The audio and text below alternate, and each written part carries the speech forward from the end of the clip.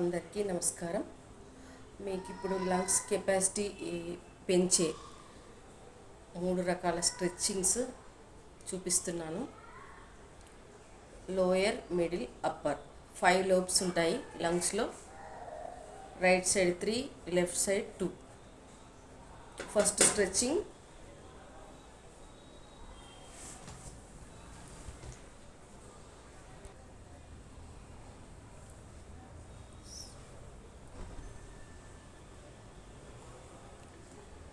First ఛాతీకి ఎదురుగా గాలి పీలుస్తూ ముందుకి, గాలి వదులుతూ వెనక్కి, ఇలా ఎల్బోస్ కొలాప్స్ చేసుకోవాలి.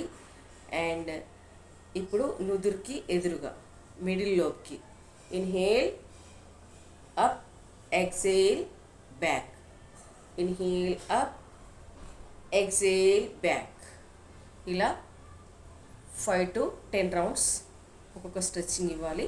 ఇప్పుడు థర్డ్ రౌండ్ ఇన్హేల్ అప్ 180 degreesలో, exhale down, inhale up, exhale down. ఇది అప్పర్ లోబ్కి యూజ్ అవుతుంది.